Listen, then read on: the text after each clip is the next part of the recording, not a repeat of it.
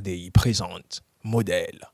Les réseaux sociaux sont un vaste champ d'opportunités et notre modèle de ce soir en tire réellement profit. Bonsoir et bienvenue dans Modèle, l'émission de celles qui inspirent. Eh bien, ce soir, nous partons à la rencontre d'Émilie Dioma, un visage bien connu du paysage télévisuel burkinabé, mais aussi un phénomène sur les réseaux sociaux, suivi par près de 400 000 personnes, de quoi porter la casquette d'influenceuse. En toute exclusivité, elle nous parle de ses débuts à la radio et à la télé, de sa vie personnelle et de sa stratégie communicationnelle hyper controversée sur Internet.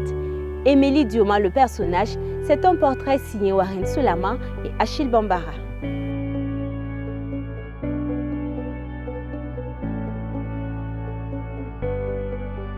Vous êtes animatrice télé-radio, entrepreneur, actrice et vous faites même partie des personnalités publiques les plus suivies du Burkina. Ça a toujours été un rêve pour vous d'être sous le feu des projecteurs? Non, je pense que c'est arrivé comme ça du jour au lendemain. Pour moi, au début, quand j'ai commencé, c'était juste pour m'amuser, faire ce que j'aimais. Voilà. Et puis bon, les gens m'ont adopté. C'est le mot au fait. On m'a adopté, puis on a fait de moi ce que je suis aujourd'hui. Télé-radio, est-ce que vous êtes passé par une formation au préalable? Si, beaucoup de formations d'ailleurs, pas une seule, mais beaucoup. Parce qu'il faut savoir que Émilie, c'est la fille de Tansila, une bobolaise. Je débarque comme ça dans le milieu. À la base, je n'avais pas de formation. Moi, c'est le droit qui m'intéressait. Je voulais être une avocate parce que j'ai trouvé ce métier-là tellement passionnant. Je le trouve toujours d'ailleurs. Et puis voilà, un beau matin, j'ai reçu un coup de fil de quelqu'un qui me disait « Écoute, je te suis sur les réseaux sociaux, je vois comment tu écris, je vois comment tu t'exprimes, je sais que tu peux être une bonne animatrice et on a besoin de toi au sein de notre équipe. » Et bien avant ça, qu'est-ce que vous faisiez? J'étais toujours à l'école. Ok. Oui, j'étais toujours à l'université? Exactement, j'avais commencé la première année en droit. D'accord. Et donc là, au fait, bon, je suis folle de nature et je ne sais pas être sérieuse, bien que la personne que j'avais au bout du fil avait vraiment une voix radiophonique, mais grave. J'ai commencé à dire, ah oui, moi, c'est vrai ça. En fait, j'ai pris la chose comme ça, banalement. Et la personne m'a dit oui. Est-ce que vous êtes prête pour venir à Ouagadougou? Au début, franchement, j'ai trouvé que c'était trop beau pour être vrai. Vous connaissiez Ouagadougou avant? Oui, je connaissais Ouagadougou avant, bon, un peu. Mais il faut savoir que je n'aimais pas Ouagadougou. Oui, je n'aimais pas du tout parce que je trouvais que Ouagadougou était trop animé, il y avait trop de monde, la circulation. Et j'ai eu même à faire une publication un jour pour dire, moi, je ne vais jamais venir vivre à Ouaga. La circulation, la chaleur surtout, c'est différent de mon Bobo du Lasso. Bobo, c'est paisible. Il n'y a pas beaucoup de monde comme ça. En fait, c'était moi c'est Bobo. Moi, c'est vraiment la fille de, je dirais, de Tansila, le village. Moi, j'aime bien tout ce qui est calme, tout ce qui est paisible. Et Ouagadougou, c'était un peu trop pour moi. Et donc, du coup, quand j'ai discuté avec la personne, elle m'a dit, oui, on te veut au sein de notre équipe, je veux que tu viennes à Ouagadougou. Et là, quand j'ai raccroché, franchement, je n'ai dit à personne parce que j'ai trouvé ça trop bizarre. Et quelques jours après encore, la personne m'a rappelé, Émilie, vous avez pris votre décision, on vous attend. Et là, j'ai dit, ah ok, donc c'est sérieux là. J'ai dit oui à la personne, on m'a dit, tu as besoin de combien pour venir à Ouagadougou? Parce que oui, j'avais dit à la personne, mais moi, je n'ai pas d'argent pour prendre le billet. Elle m'a dit, oui, de combien tu as besoin? Quand j'ai dit, on m'a envoyé le transport et puis je me suis retrouvée à Ouagadougou. Et je me rappelle bien, c'était en avril. Et quand je suis arrivée, j'ai signé mon contrat le 1er mai 2016. Je ne vais jamais l'oublier. Et oui. Wow. Et puis, le jour de la journée internationale du travail. Merci beaucoup. Et là, j'ai fait plusieurs formations. J'ai eu plusieurs formateurs à qui aujourd'hui j'ai dit grand Donc, merci. vous avez appris sur le tas? Oui, avant qu'on ne me pose devant les micros et tout, j'ai fait d'abord des formations parce que oui, il faut savoir que j'étais entourée, je vais dire, des grands de ce métier, tels que M. Alfred Ouedraogo, qu'on appelle communément Freddy Leloup, qui est mon papa d'ailleurs. Voilà. Et puis il y avait Daouda Sané. Il y a même mon PDG qui a été un animateur auparavant, qu'on appelle communément Chilbi, M. Achille Dabiré, à qui je dis aussi un grand merci. Je suis redevable à ce monsieur, honnêtement, parce qu'ils m'ont vraiment aidé. Quand je suis arrivée, moi je ne savais rien faire. Et je vais vous faire une confidence. Quand je suis arrivée dans ce milieu-là, au moment où les autres animaient, pour que je puisse regarder comment ça se passe, je vous promets que j'étais là comme ça.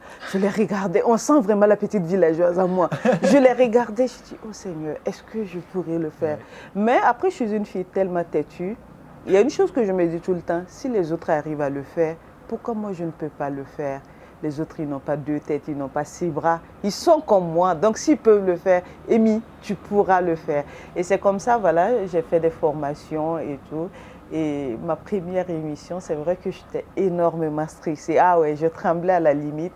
Mais Normal. voilà, ça a bien commencé et gloire à Dieu, ça continue toujours. Facebook, rien que sur Facebook, vous avez plus de 300 000 abonnés. Exactement. Est-ce que vous vous considérez comme une influenceuse au vu de tout ce que vous venez de dire? Parce que vous partagez du contenu avec vos abonnés, c'est une communauté que vous formez avec elle.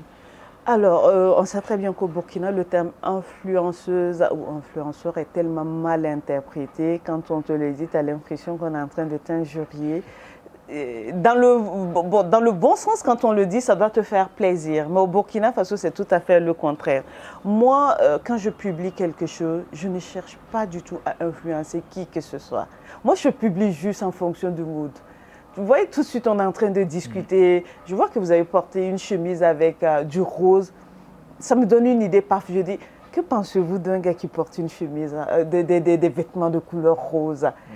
Au fait, toi, tu publies juste pour... tu as eu une idée, tu publies. Au fait, le retour, exactement. Le retour, ce n'est pas mon problème. Les gens ont aimé, les gens n'ont pas aimé. Au fait, toi, ce n'est pas ton problème. C'est les gens en réalité qui t'adoptent, qui s'approprient à la limite les choses que toi, tu publies. D'où, ça me vient chaque fois à l'idée de dire aux jeunes qui disent à tout moment, j'ai envie de devenir influenceur. J'ai dit, écoutez, on ne se lève pas un beau matin en se disant « j'ai envie de devenir influenceur ». Ce n'est pas toi qui décides d'être influenceur. Ce sont les gens qui font de toi l'influenceur que tu es. Parce que tu peux beau publier. Il y a beaucoup de personnes qui publient peut-être des contenus 1000 fois meilleurs que ce que nous on publie. Mais ces personnes n'ont pas forcément la visibilité que nous on a. Les gens ne s'abonnent même pas à la limite. Donc, ce n'est pas à toi de décider si tu es influenceur ou si tu n'es pas influenceur. C'est ceux qui sont influencés qui se diront, voilà, c'est mon influenceur. Donc, du coup, moi, Émilie, je ne me considère pas du tout comme une influenceuse. Vos abonnés vous ont jamais appelé tel? Si, bien sûr. Mais quand on fait des recrutements pour des influenceurs et autres, pour des produits, des entreprises, on donne mon nom, ok, j'accepte. Parce que c'est pourquoi ce sont les gens qui font de moi l'influenceuse. Ce n'est pas moi, j'ai décidé d'être influenceuse. D'autres personnes vous diront, oh, celle-là même, elle peut influencer qui même se laisse. Donc, du coup, autant d'autres vont me trouver, vont me considérer comme une influenceuse. D'autres, par contre, diront, non, ce n'est pas une influenceuse. Donc, je laisse libre cours à chacun de choisir. Moi, ce que je peux dire qui je suis, c'est Émilie Dioma de Tansila, tout court. À présent, Émilie, si je vous dis Emilo le chanceux. Alors, Emilo, c'est mon jumeau. Il est plus âgé que moi, de quelques années d'ailleurs, je dirais. Pour ceux qui pensent que je suis aussi vieille que ça, non. Emilio, il est plus âgé que moi, de quelques années. Mais on est nés tous le 20 septembre. Voilà. Okay. Je pense qu'il est de 88 ou 89. Hein. Je ne vous dirai pas, moi, je suis de combien, mais commencé à partir des années 1990. Ça. Voilà. Je suis de cette génération-là. Okay. Emilio, il a été, je dirais, l'un de mes premiers amis quand je suis arrivée ici à Ouagadougou. Voilà. Et aujourd'hui, c'est mon amoureux. Donc, la nature de votre relation, c'est quoi? C'est un mélange de tout. C'est mon ami, c'est mon jumeau, c'est mon frère, c'est mon chouchou, c'est mon cœur, c'est mon bébé. C'est tout ce que les gens veulent. Emile, c'est ça. On reste perplexe quand vous dites ça. Quel mot vous ne comprenez pas? C'est mon ami, c'est mon frère, c'est mon jumeau, c'est mon chouchou, c'est mon cœur, c'est mon ange, c'est mon bébé. C'est un être que j'aime énormément. En un mot, vous êtes en couple avec lui? C'est mon tout, au fait. Ok. C'est votre tout? C'est mon tout. On va rester sur ça. Ça fait un bon moment qu'on ne vous voit plus à la télé, ni à la radio. C'est vrai. On se dit, vous avez pris déjà votre retraite? Ah, je suis trop jeune pour prendre ma retraite, j'ai même pas encore 35 ans. Je n'ose pas. Alors pour la télé, bon, tout le monde le sait, j'ai commencé par la radio. Et après, je me suis retrouvée à la télé. Donc, j'étais à la matinale, qui est une émission qui débutait vraiment très tôt le matin. Il fallait que je sois debout à 4h30, le temps de prendre ma douche, traîner les pattes, tirer. Tu as fait combien de saisons dans ça? J'ai fait 4 à 5 saisons. Hein. Et tous les jours, c'était le même rythme. Donc, imaginez, tous les jours, c'était le même rituel. Tous les jours, il faut te réveiller très tôt le matin, prendre ta douche, même quand il pleut. Ah oui, même quand il pleut.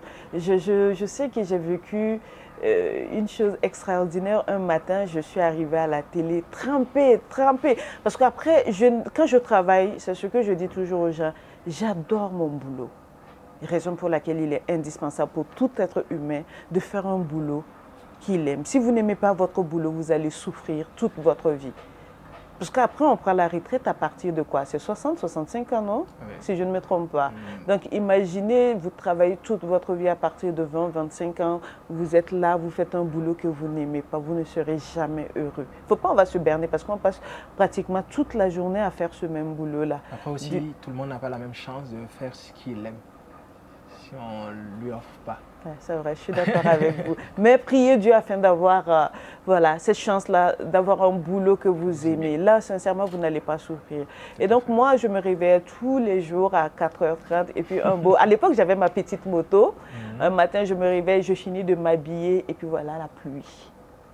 Et il faut être à l'émission. Parce qu'après, c'est la télé. C'est l'inconvénient en réalité. Nous, tout le monde te voit. Vous allez dire quoi aux téléspectateurs? Oui, et puis tout le monde te voit. C'est-à-dire, quand tu t'absentes seulement là, tu vois sur la page de l'émission, « Ah, bonjour, pourquoi Émilie n'est pas venue aujourd'hui ?» Je dis, mais attendez là. Moi aussi, j'ai droit quand même de rester à la maison une fois, en passant. Mais c'est une chose que je n'aimais pas.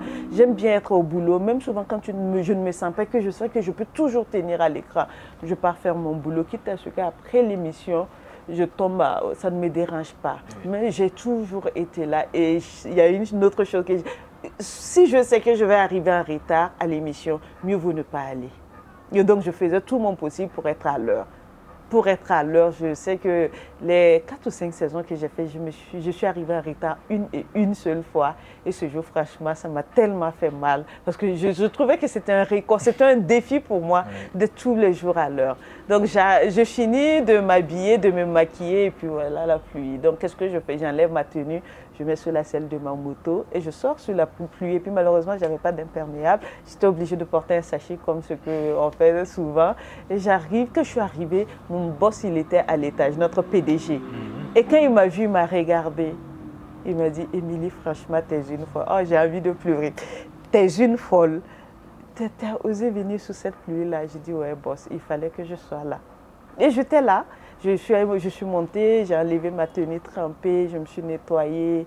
J'ai porté ma tenue qui était sous la selle de ma moto et puis on a fait l'émission. Et ce que mon patron m'a dit, je ne pourrais pas vous le dire à l'antenne, mais ça m'a tellement touchée.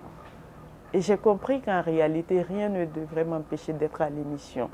Qu'il pleut, qu'il neige, même s'il tombe des cailloux ou du sang, moi je dois être à l'émission. Et c'était bien. Donc du coup, j'ai fait tout ça pendant au moins 4 ans, je crois bien. 18, 19 ans, 21, 22. 23, ouais, 5 saisons. Donc là, c'était difficile à un moment donné. Je sentais que je ne tenais plus. Me réveiller tous les matins à partir de 4h30, c'était difficile pour moi à un moment donné. Donc un jour, je suis rentrée dans le bureau de mon directeur. Je lui ai dit que je voulais discuter avec lui. Mon DG, c'était M. Yirmaleh Soumé. Voilà. Bonsoir, boss. Donc, je discute avec mon boss. Je lui dis sincèrement, j'aime mon boulot, j'aime ce que je fais, mais moi-même, je sens que mon organisme ne tient plus. Parce que à cette période, j'avais des difficultés jusqu'à présent. Je dors tellement tard. Pour ceux qui me suivent sur les réseaux sociaux, vont voir que moi, souvent, je suis connectée jusqu'à 2h, 3h du matin. Parce que la boutique était là à l'époque aussi. C'est la boutique, votre boutique. Oui, voilà. Et là, franchement, j'avais tellement de difficultés. Tout était mélangé. Je demandais... Je savais pas quoi dire. Soit je dépose ma démission, Parce que franchement, j'avais besoin de me reposer. Et là, on a discuté. Après, on a appelé mon big boss. On a fait une rencontre. On a discuté. Donc, ils ont trouvé que, bon, c'est vrai que ce que je dis, c'était pas fou. Si j'ai envie de prendre un congé, on me laisse libre cours d'aller me reposer. Quand je vais me sentir en pleine forme, de revenir et que ma place ça est toujours là pour moi. Et effectivement, ma place a toujours été là pour moi. Et j'ai fait 6 mois quand même sans animer. Et puis après, il y a le manque au fait. J'ai senti que j'avais besoin de ma télé, j'ai besoin d'être là. Les astuces d'Émilie me manquaient. Donc je suis repartie encore moi-même. J'ai dit, bon, là je me suis bien reposée pendant 6 mois. J'ai envie de recommencer. Mais cette fois-ci, la formule que j'ai envie de présenter, c'est juste enregistrer, faire des capsules des astuces d'Émilie qu'on va diffuser pendant l'émission. Et mes supérieurs ont accepté, on l'a fait et jusque-là, c'était bien. Avec une telle communauté, pourquoi pas penser votre propre émission? Je ne suis pas prête pour l'instant. Au fait, c'est souvent le problème que nous, les jeunes, on a. Quand on est quelque part, on se dit oui, je vais me lancer, je vais créer mon Après, émission. vous êtes bien entouré aussi. Oui, bien entouré, ce n'est pas toujours suffisant. Après, on parle de... Une émission, ça demande beaucoup de choses. On ne fait pas une émission pour la faire. On fait une émission pour transmettre quelque chose à celui qui te regarde. Qu'est-ce que je vais transmettre pour l'instant? C'est ça que je suis en train de chercher. Émilie, oui. Vous faites partie des rares personnalités féminines qui assument avoir fait la dépigmentation et paradoxalement, vous sensibilisez les filles à ne pas le faire. Exactement. Pourquoi? Alors, moi, je l'ai fait, au début, quand je le faisais, je ne le faisais pas pour devenir aussi clair. Ce n'était pas l'objectif. Pour moi, ça commençait avec des plaies de saison. Vous voyez, en hivernage, où tu as des petites plaies qui apparaissent sur tes jambes et tout. Si je vous montre mes jambes là, non, mais maintenant, ça va, on a pu effacer beaucoup. Là, j'avais des petites plaies. Et puis, un dermatologue m'a dit non, pour calmer les plaies de saison, moi, j'ai un produit pour toi. Ce sont des corticoïdes. Ça va t'éclaircir un peu, mais ça va te permettre quand même d'éliminer tout ce qui est taches et autres. Franchement, moi j'ai accepté parce qu'à l'époque, oui, j'étais jeune et puis un peu naïve, je dirais. Mais vous avez utilisé aussi plusieurs traitements, vous avez fait... Exactement, j'ai utilisé plusieurs traitements. Franchement, puisque j'avais ça depuis l'enfance en réalité. Okay. Donc j'ai utilisé plusieurs traitements, nada, pas de solution. Ça vous démangeait Oui, et ça faisait des plaies au fait, des petites plaies qui apparaissent au niveau des membres inférieurs. Donc du coup, c'est désagréable. Et les mouches surtout, c'est la partie que j'aimais pas. Wow. Donc, du coup, je le fais. Et puis, je sens que oui, ça marche bien. Et je commence à avoir un beau teint clair que j'aimais bien. Je dis, ah, ok, d'accord. En fait, la dépigmentation, c'est un peu comme la drogue, la cigarette. Au début, quand tu commences un peu, puis au fur et à mesure, tu prends goût, tu deviens addict. Voilà. Et là, voilà, moi, j'ai continué. Et puis, bon, je trouve que je ne fais du mal à personne. Je me fais du mal à moi-même. Et donc, du coup, j'assume ce que je fais. Et chaque fois, je le dis aux filles, je ne le recommande à personne de le faire. Oui, je sais que c'est paradoxal, mais je le dis toujours, ne le faites pas, ce n'est pas du tout bien. Voilà. Mais moi, avez-vous conscience aussi des répercussions sur vous? Vous faites du mal à vous, comme vous dites? Oui, bien évidemment. La raison pour laquelle j'ai un docteur. On parle de cancer. Bien sûr. Mais après le cancer, il y en a qui ne se dépigmentent pas, qui ont le cancer. Désolée. Ce n'est pas pour me justifier ni rien, mais il y a des gens qui ne se sont jamais dépigmentés, qui ont eu le cancer. Okay. Il faudra bien mourir de quelque chose. Et si je dois mourir, j'ai envie de mourir heureuse. Oui. Sans avoir fait du mal à personne. À personne. En fait, moi, c'est surtout ça. Tant que je ne fais du mal à personne, je me fais du mal à moi-même. Permettez-moi de le faire. Peut-être que je suis, je ne sais pas, on dit sadomaso ou quoi là même là. Peut-être que moi, je me sens bien quand je me fais du mal. Permettez-moi d'être heureuse comme je suis. Je vis vraiment pour être heureuse. Moi, tout ce qui peut me rendre heureuse, tant que ça ne fait du mal à autrui, j'y vais à fond. Je vis pour ça. J'aime être heureuse. Je suis née pour être heureuse. Et Dieu, il m'a bénie. Il m'a donné tout ce que je lui demande. Pourquoi? Pour que je sois tout le temps heureuse. Ah oui. Donc, ne me demandez pas pourquoi je fais ci, je fais ça. Non, je le fais, voilà. Et je me sens bien. Très belle ouverture d'esprit. Ah, merci. Il faut vivre pour être heureux. N'hésitez surtout pas un instant. Que serait aujourd'hui Émilie Dioma sans les réseaux sociaux? Une demoiselle qui se débrouille, qui survit. À ce point? Oui, parce que grâce aux réseaux sociaux, je vis. Oui, C'est les réseaux sociaux qui ont amené tout ça. C'est les réseaux sociaux qui ont amené tout ça, même mon boulot. Raison pour laquelle les gens ne comprennent pas pourquoi je suis à fond sur les réseaux sociaux. Quand quelqu'un me dit « Ah non, toi tu es tout le temps connecté », j'ai envie de lui dire, le jour que je me déconnecte, c'est pas que, bon, actuellement non, il ne va pas m'arriver grande chose, mais il y a des projets que je ne pourrai pas terminer. Les réseaux sociaux m'ont tout donné, mon boulot en tant qu'animatrice. Mais bon, ce n'est pas seulement les réseaux, il y avait aussi ce qui était dans ma tête, il y a la personnalité que je suis. En fait, ça apportait un mélange de tout. Les réseaux sociaux, c'est un plus au fait. Voilà. Et que ce soit cette petite boutique que je possède aujourd'hui, c'est grâce aux réseaux sociaux. Parce que voilà, quand je portais mes vêtements après mes émissions, dès que je publie, les gens me demandent « Ah, Émilie, t'as pris ça où? T'as pris ça où ?» Moi, je me suis dit, mais attends, je ne vais quand même pas continuer à faire la promotion des produits des autres. Pourquoi ne pas avoir une boutique à moi? Et alhamdoulilah, grâce aux réseaux sociaux toujours, cette boutique, je ne vais pas gâter le nom de mes clients. Ça marche bien. On s'en sort mollo mollo. Et avec les réseaux sociaux aussi, bon, j'arrive à payer mes factures, j'arrive à manger, j'arrive à faire... à créer de l'emploi. Oui, exactement. J'arrive aussi à créer de l'emploi, j'arrive à investir dans plusieurs domaines. Et franchement, je dis merci beaucoup à toutes ces personnes qui me suivent. Même si souvent on se clash, sachez qu'on s'aime toujours. L'amour là, c'est jusqu'à la fin. On est mariés, c'est pour le meilleur et pour... Sur les réseaux sociaux, je pense que j'essaie d'incarner un personnage. Parce qu'il le faut obligatoirement. Les réseaux sociaux, c'est quoi? C'est un mélange de tout. Oui. Autant tu as des belles personnes, tu as aussi des gens vraiment, je dirais, très méchants. Oui. Donc, qu'est-ce qu'il faut faire? Je trouve qu'il ne faut jamais dévoiler ta personnalité sur les réseaux sociaux. Sinon, tu te feras écraser. Donc, on essaie de s'approprier un personnage, on essaie de jouer un rôle qui, au fur et à mesure, quand tu sens que les gens aiment bien, tu es obligé d'être comme ça sur les réseaux sociaux. Mais en réalité, ce n'est pas ça. Mais après, si peut-être vos abonnés venaient à apprendre que ce n'est pas réellement votre personnalité. Non, ils ne doivent pas l'apprendre. Bon, peut-être certains peuvent vous côtoyer au quotidien. C'est rare de... Je pense que je suis... Bon, c'est ce que les gens disent, et moi aussi je suis d'accord avec. Je suis vraiment inaccessible. J'évite d'être très amie avec les gens. La preuve en est que j'ai une seule meilleure amie à Ouagadougou. Pour ne pas dire au Burkina, qui s'appelle Alix, je lui fais un coucou aussi. À Ouagadougou, je ne pense pas qu'il y a 10 personnes qui connaissent chez moi. Quand je dis connaître chez moi, ça dit que tu peux venir chez Émilie Dioma, t'asseoir dans son salon, discuter, ça ne vaut pas. 7 même, je ne dirais pas. Hein. Non, j'ai un monde vraiment renfermé au fait. Mais c'est la raison pour laquelle j'aime beaucoup les réseaux sociaux, parce que là-bas, ça me permet quand même de m'amuser, de m'éclater. Quand je suis contente, je publie des choses qui ont un rapport avec ma joie, sans vous dire qu'est-ce qui me rend si heureuse. Et quand je ne suis pas aussi dans ma peau, c'est comme le jour où je me lève, je m'ennuie, je trouve ma vie tellement paisible. J'ai besoin d'un peu de chaleur.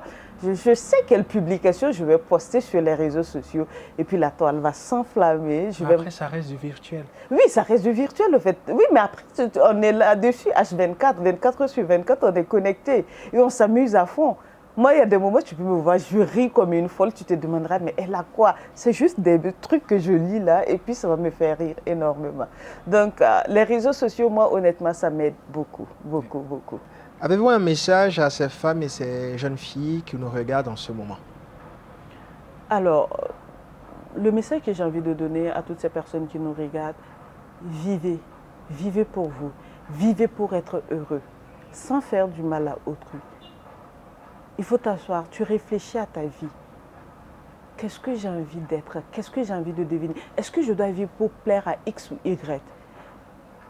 Et soyez toujours reconnaissants envers notre Créateur et envers toutes ces personnes qui vous entourent, qui vous apportent un petit plus. Vous savez, il y a ces personnes-là qu'on ignore souvent, mais qui vous apportent un petit plus dans votre vie. Vous vous asseyez, vous vous demandez au fond de vous, sans X ou Y, qu'est-ce que j'allais devenir? C'est très, très important. Dans notre société, on oublie ça. Souvent, je prends l'exemple dans nos domiciles, où on a l'impression que le vigile ou la fille de ménage, c'est une personne qu'on ne calcule pas trop dans nos maisons. Mais est-ce qu'il vous arrive de vous asseoir un seul instant et puis de vous demander, sans cette fille-là, comment j'allais pouvoir gérer ma famille, mes enfants, mon boulot? Et là, vous vous rendez compte que non. Elle a tellement d'importance que vous ne pouvez pas comprendre. Parce que c'est grâce à cette fille que je peux laisser mes enfants à la maison, aller travailler. Imaginez un beau matin, elle te dit, ah, moi j'ai envie de partir. Tu as des gosses, je ne sais pas, de 2 ans, comme ça. Tu fais comment? Tu ne peux pas les amener au boulot. C'est comme ça dans notre vie. On est tous entourés de ces, excusez-moi, entre griffes, ces petites personnes-là, mais qui nous apportent énormément de belles choses. Et il faut arrêter de se comparer aux gens. Il faut arrêter, surtout nous les femmes, c'est ce qui fait souffrir aussi beaucoup de femmes. Arrêtez de vous comparer aux gens. Vous ne devriez, en fait, tu ne dois même pas ressembler à qui que ce soit. Tu dois ressembler à toi. Ne vous asseyez pas et puis vous dites, ah, Émilie Dioma là, elle a comme si sur Facebook, elle est comme si, elle est comme si. Non, c'est Émilie Dioma. Mais toi, tu peux avoir tes 10 abonnés, être plus heureuse que Émilie Dioma, avoir plus que Émilie Dioma. Moi, quand je suis arrivée à Ouagadougou, je voyais ces filles-là dans leur véhicule et tout. Et puis je me demandais, mais comment elles font pour avoir des voitures? Alors, d'autres ont peut-être leurs parents qui ont acheté le véhicule, d'autres c'est le conjoint, d'autres ont travaillé pour l'avoir. Et moi aussi, j'ai pris mon chemin. Moi, je ne vais pas rentrer dans ce que d'autres, voilà. Et puis, je voudrais aussi dire aux hommes, ne pensez pas tout le temps qu'il y a forcément du sale dans tout ce que les femmes font et puis elles réussissent. Là, non, on n'est pas obligé de se salir pour réussir. Une femme peut réussir en étant propre, même si vous ne croyez pas. S'il y en a beaucoup, elle n'est pas obligée de coucher à gauche, à droite, de se prostituer. Non, il y a des femmes qui ont réussi en travaillant. Ça existe. Des femmes célibataires, belles. Et même cette beauté-là, c'est souvent aussi un problème parce que les hommes te fuient, les gens n'osent pas te draguer. Les gens ont peur de toi. Il y en a qui sont là. Elles cherchent, elles ne gagnent pas. En fait, c'est beaucoup de choses mélangées dans notre société. Donc, il faut que chacun arrive à avoir sa particularité. Et lorsque vous avez cette particularité, vous devenez unique. Et ça marche bien. Mais lorsque vous ressemblez à X ou Y, ma copine, elle a scooter, je dois avoir un scooter là, tu vas trop souffrir. On vient d'horizons divers. On ne se ressemble pas. On n'a pas les mêmes destins. On n'a pas la même chance. Chacun vient avec son étoile. Donc, assume ta personnalité. Sois fier de la personne que tu es.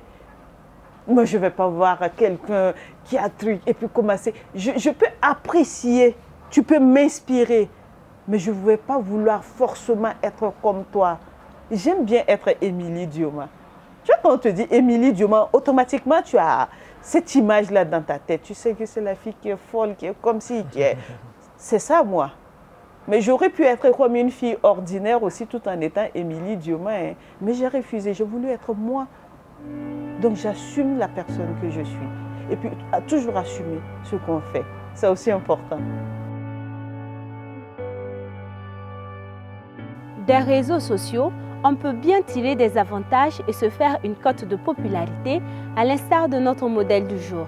Cependant, n'oublions pas que ces réseaux sociaux constituent par ailleurs un couteau à double tranchant et il est impératif de savoir les utiliser. C'est ici que prend fin cet épisode de Modèle sur RDI. Je vous dis à très vite pour un autre épisode avec une autre femme au parcours inspirant.